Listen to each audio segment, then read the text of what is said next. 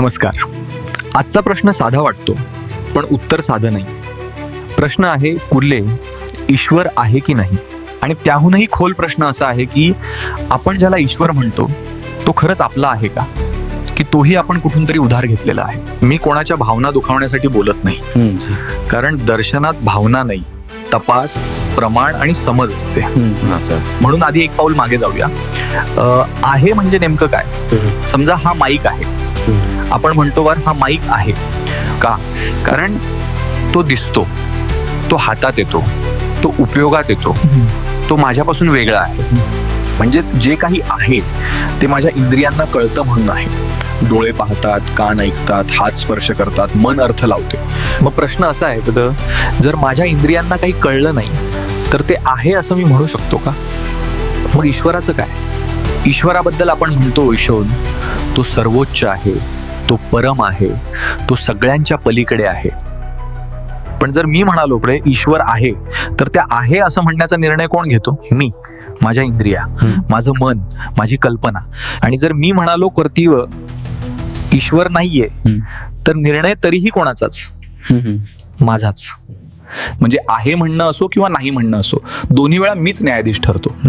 आणि जो सर्वोच्च असावा तो माझ्या निर्णयावर अवलंबून राहतो. हे योग्य आहे का? एका संतांना विचारलं स्वाहात, ईश्वर आहे की नाही? ते म्हणाले पाहत, आहे म्हणालो तर त्याला छोटं केलं, नाही म्हणालो तरी त्याला मर्यादित केलं. म्हणून ना आहे ना नाही. आहे नाहीच्या मधोमध तो स्वतःमध्येच असतो. कारण आहे आणि नाही हे शब्द फक्त वस्तूंना लागू होतात, आणि ईश्वर वस्तू नाही. ज्याला नाव दिलं तो ऑब्जेक्ट बनतो. ज्याला आपण नाव देतो, कथा देतो, रूप देतो, आकार देतो, असते, तो आपल्या मनाचा ऑब्जेक्ट बनतो. पण जे सत्य आहे ते ऑब्जेक्ट नसतं. उपनिषद म्हणतात बरं, ज्याला डोळे पाहू शकत नाहीत पण ज्यामुळे डोळे पाहतात तोच सत्य. म्हणूनच त्यांनी नाव दिलं नाही, फक्त म्हटलं तत् त्वम असि, तोच तू आहेस. मग ईश्वर बाहेर आहे का? आकाशात, ढगावर, कुठल्या तरी सिंहासनावर? नाही.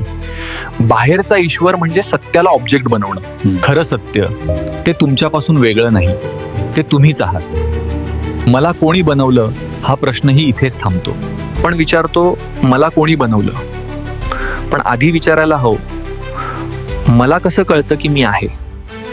कारण मी स्वतःलाही इंद्रियांमधूनच ओळखतो. मी दिसतो म्हणून आहे, ऐकू येतो म्हणून आहे. म्हणजे मी सुद्धा एक ऑब्जेक्ट आहे. आणि सत्य ऑब्जेक्ट नसतं. सत्य म्हणजे तो आधार ज्यावर मी आणि जग दोन्ही उभे आहेत. ईश्वर आहे का नाही हा प्रश्नच चुकीचा आहे. तो असा आहे जणू विचारणं सुगंधाचा रंग कोणता. म्हणूनच खरा मार्ग म्हणजे वाद नाही, घोषणा नाही, डिबेट नाही, फक्त नम्रता आणि मौन. कारण जे सर्वोच्च आहे त्यासमोर शब्द थांबतात.